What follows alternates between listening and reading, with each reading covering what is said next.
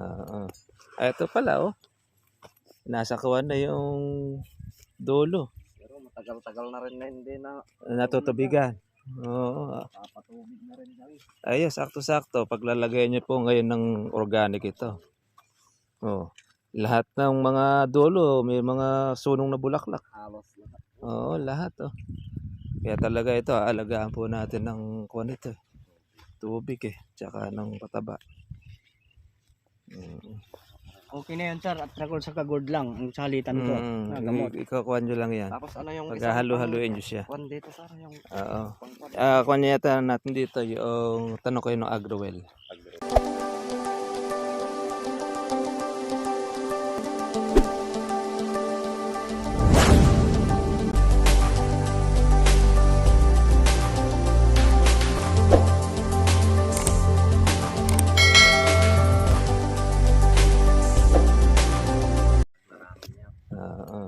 Ito pala oh. Nasa kuwan na yung dulo. pero matagal-tagal na rin na hindi na Natutubigan. Oo. papatubig na rin kami. Ayos, sakto-sakto. Paglalagay niyo po ngayon ng organic ito. Oh. Lahat ng mga dulo, may mga sunong na bulaklak. Halos lahat. Oo, lahat oh. Kaya talaga ito, aalagaan po natin ng kuwan ito. Tubig tsaka ng pataba. Okay na yun sir, at trakol sa kagod lang ang salitan ko na gamot. Ikakuha nyo lang yan. Tapos ano yung Paghahalo-haluin nyo siya. kwan dito sir, yung Oo. Kuha nyo yata natin dito yung tanong kayo ng Agrowell. Para po doon sa kawan. Pang-spray rin doon sir. Sa foliar ito. Isasama nyo na doon sa may insecticide. Para isang kuha nyo na lang. Maganda naman yung usbong niya. Ang nagiging problema nyo lang dito, yung nagbabalat siko yung bunga. Oo. Yun ang kuwan dyan. Kasi nakaka-apekto rin kasi minsan dyan. Yung tindi ng init. Init ng panahon. Tsaka noong araw. Nagmamalgasan man kasi yung... Oo, isa pa yun. Muna sa Puro gasolina, gasolina tsaka kurudo. Magsusolar. Kailangan mas maganda pagka sa solar. Ganda na kawan ha. Puro usbong na yung kalamansi. Tsaka may kasama na siyang kawan bulaklak Ayan, maganda yan. Para yung lahat ng mga dulo kakaroon siya ng bunga. Ay, sa kabilang taon pala to hahataw na to. Ito lang ang kuha natin dyan, yung itong brown na ito. Mula doon sa kuha. Pero yan, itong mga naumpisan na ito, hindi natin kagad maaalis yan. Itong bulaklak na yan ang sasagipin na natin. Kasi ito, nasa kawan nasa binhinan niya. Para din palang sampagita to pag pag namulaklak napakarami niya. Puting-puti siya. Ay, bawat dulo meron Tapos yung iba dyan mga kuwan natagtag na iba. Yung unang naging yung nagpunta ako rito na namumuti bulaklak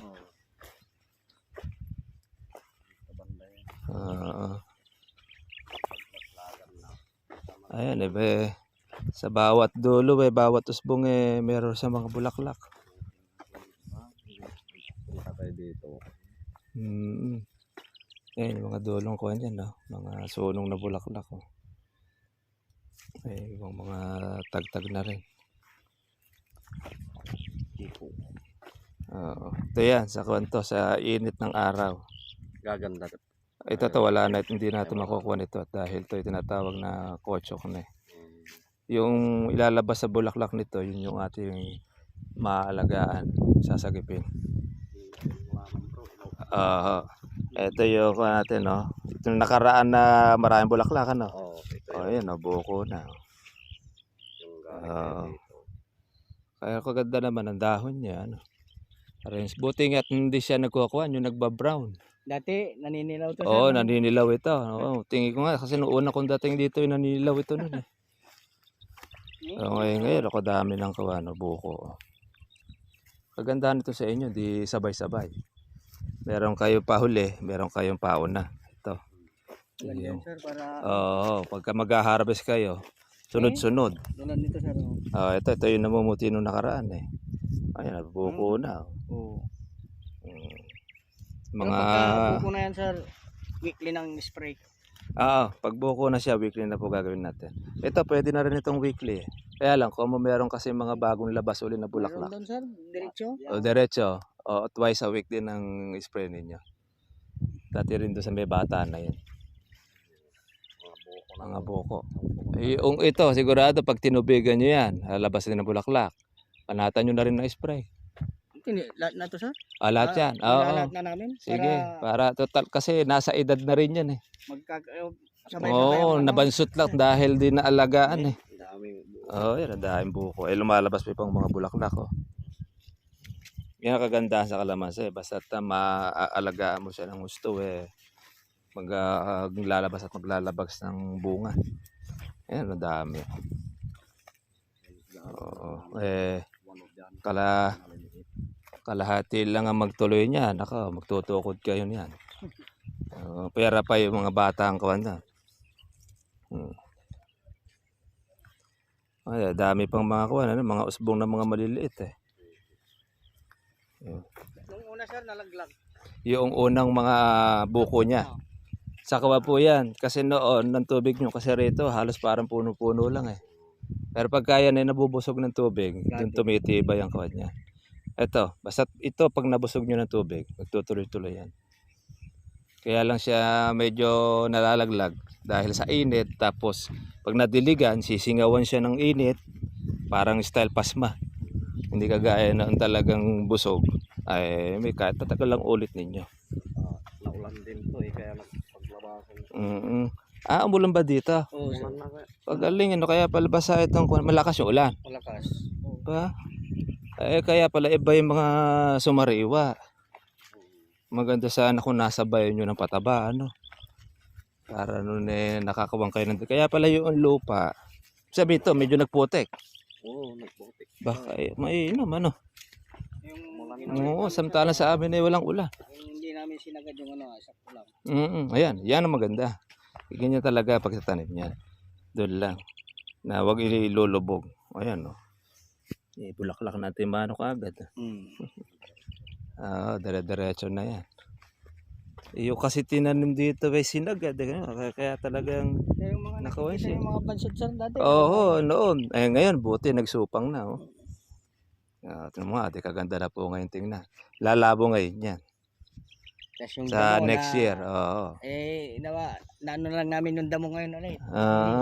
Ito hindi na masyado lumalago yung damo na yan eh. Piston yan eh. Yan ang gustong-gusto ng kalabaw eh. Malakas pala ulan dito, ano? Ay, kaya pala magbukuan ito. Bubulaklakan. Basa pa rin ang lupa. Oo, kaya pala basa pa. Hindi na, libre pala kayo ng patubig, ano? Oo, isang linggo rin yan. Swerte ninyo. May malaking budget yung pagka tinubigan. Halos ilang araw kayo natatapos pagka natubigan to? Magsabay yung dalawa sir. Tatlo, natutubigan lahat yan. Oo sir. Matagal din pala, ano? Dalawa na yon magsasabay. Dalawa. Ibig sabihin, pagka isa lang ang nakaandar, halos isang linggo ka nagtutubig. Oo, isang linggo. Tagal din. Nakadang-ganda ng bulaklak eh. Mahal-mahal na ng kwan, kaya Oo, sigurado. Maganda talaga dyan, solar. pagdating niya ng Oo.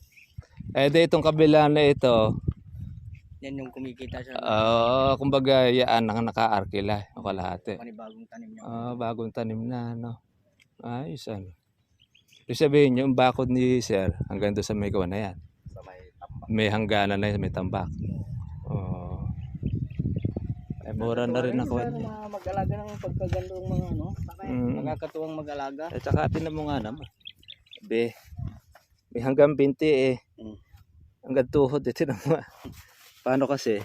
Sagad sa ilalim yung tanim nito. May ilang ko na ito? Ilang taon? May isang taong mahigit na. Meron na sir.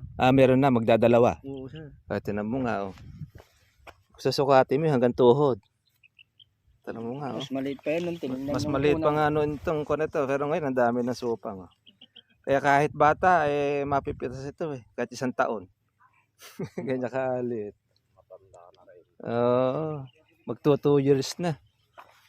Pero kung ito ay talagang medyo naalsan ng konti yung pagtatanim, Doon, tuwa na rin alisado si sir yan. nung pinagpipicture-picture na rin dyan sa may... Sa may gawa na rin dito, no. Oo. Ay, ang ganda kasi ngayon yan, maganda na itsura, berde. Ayan ganda na kura, berde. Nung mga nakakaraan kawa dyan madilaw Ayan ang ganda na ng usbong. Tapos na wala. Nandyan, nandito sa taas.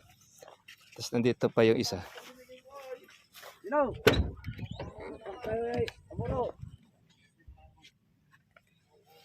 Lalaglag na naman kami. Init na panahon. Kaya kadayang bulaklak Ang kalamansi sa Tagaraw, dahon ng dahon yan. Usbong ng usbong. Para koberan niya yung katawan niya. Ayan yung mga dulo-dulo. Dahon bulaklak. Tapos yung kalamansi, alaga lang ito ng tubig. Kaya shoutout po natin mga kaparmers. Ang ate pong ako dito, subscriber sa Lawak, Pangasinan. Sa Inmanduyan. Yan ang mga bata niya mga kalamansi. Halos hanggang tuhod lang. Kasi ito ay sagad sa tanim. Mag 2 years na po ito. Pero ngayon napakalaki na po mga katribya po ng iginanda. Tapos ang dami na po niyang mga supang. May kasama po siyang mga bulaklak. Yan po yung kanilang ngayong alagaan po ng gamot, ng spray. Para mag-continuous na. Ito pagka nagbunga ay talagang sasayad sa lupa ito. Kamo kasi mababa. Yung kabila po ay inarkila nung may-ari yung lupa at tinaniman. Nagkaroon siya ng experience po ng pag-aalaga ng kalamansi. May maluwang na rin yung kalamansian niya kaya nagkarkila ng lupa. Kaya kagandahan naman itong area na ito, berde-berde No, sir. Ayan. Ito yun ang kuha natin ng organic fertilizer. Nahiyang siya. Kaya yun ang kagandahan niya. Tapos nagdire-diretso pa ang kanyang kuha pag susupang. Lahat na. Nung nakaraan kasi ito halos walang supang Noong una kong punta rito halos medyo madilaw siya. Tapos natutuyo. Kaya noong makatikim siya ng pataba tsaka yung tamang alaga, ayun, nagsupang na lahat. Ay sa susunod na taon nito kuya, ay marami-rami na kayo makukuha dito. Ma-harvest. Ito lang, pagka nagtuloy yung mga bulaklak na yan, marami rin kayo ma-harvest. Kaya lang medyo konti pa lang ngayon dahil maliit pa. Pero ito, pag lumaki na ito, lalabong yan bibilog yan Baka sa isang puno, makakakuha na kayo ng mga 3 kilo, 4. Pag malaki puno, maabot ng 5. Habang lumalaki po yung sanga niyan, tsaka lumalabong, dumadami bunga. Dito, ganito maliliit, swerte na yung makakuha tayo rito ng mga 1 kilo. Pag yung mismong palalaki mo yung bunga niya. Pero ganun pa man, marami pa rin yan. Pero yung mga malalaking puno na yun, makakakuha tayo ng mga 2 o 3. Nagtuloy yun. Dito sa mga malalaking puno na yan, ayan dyan, pwede tayo kumuha ng 5 dyan. Yun, sir, yung mga kalamansi na doon. Bilis lumaki yung sa kanila. 5 beses na silang Nag-abono. Yung kasing yan, ang tinatanim kasi nila dyan, tawag rito, tingnan niyo pagkatanim niya, hindi lubog yung kanilang dugtungan. Pero kung halimbawa yan, ay lubog ang dugtungan, ay magiging ganito rin yan. Tapos kung madalang ka pang magtubig, lalong mas matagal ang kuha niya paglaki. Nalaman niya yung pag-aalaga, kaya nawili sa pagtatanim. Kaya meron siyang experience na. Kaya alam na. Nagmamanage yan, yung babae. Yung babae ang taga Nueva Ecija. Tapos ang lalaki ang taga Pangasinan. Kaya pala ako marami rin kalamansi doon. Kaya alam na yung idea. Pag niya ata sir yun. 400. Na red bag.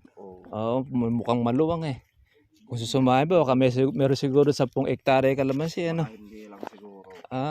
talagang makuha na pala. Siguro kumita yon ginagawa niya, kinukuha niya ng arkila. Oo, yun. Kumbaga dagdag siya ng dagdag. Dagdag na lang ng Ang dagdag. galing ano. Sa kinita niya na. Sa kinita niya sa kalamansi. Marami na rin siyang tauhan. Alos parehas din kami. Alas-paras lang din. Oo. Siguro sa isang ektarya baka may 2 tauhan siya. Mapapitas yun Yung grupo rin niya. Hindi, yung bibili na ang ano. Ng papitas. Yun na rin ang kuha niya. Pati rin yung kanyang mga tagapag-alaga. Yun na rin ang kanyang. taga-alaga niya. Pero yung buyer siguro, yun mang may kasamang magmitas. Oo. Ay magiging ganyan din yan pag lumaki. Pag nagbunga siya. Pwede rin kayo rin na pumitas niya. Pag sasampukan hindi namin matatapos yan. Dahil siyempre, yung mga buyer na kupunta dyan, yun din ang pipitas din. Kumbaga kayo, pwede ninyo maging sideline din niya. Makakuha kayo ng isang bag. Additional yung upa. Magandaan. No?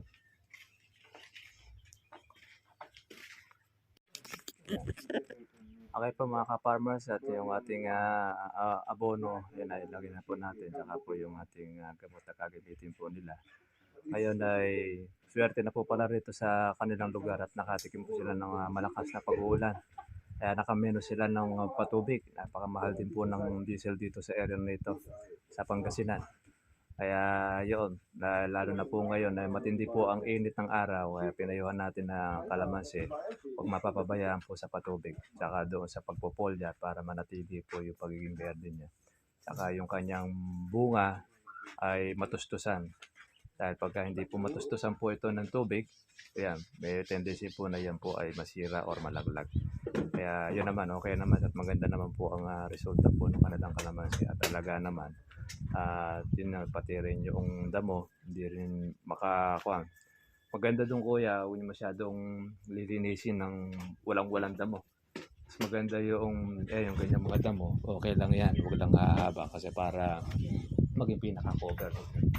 Para hindi kagad-agad matutuyo. Kasi pagka malinis yan, ako po, hindi kayo maalis sa patubig niya. Maganda yung may damo-damo kahit paano. At least yun hindi kagad basta-basta natutuyo. Kaya maganda na po mga ka-farmers po yung kalamansi. Ito yung kanila pong rest house. Kaya kaganda. Kaya malamig ang area. Paano po mga farmers? At yun po, paalam na po tayo. God bless inyo lahat. Kita na po tayo po bukas. Kaya mga salamat kay Kuya. Saka sa kanyang mga kasama. Ayan. Meron silang mga kanya pong assignment dito sa kanila pong farm na tinatrabaho. Sila po yung nag-aalaga po nung kalamansi. God bless inyo lahat mga katriba. Bye-bye.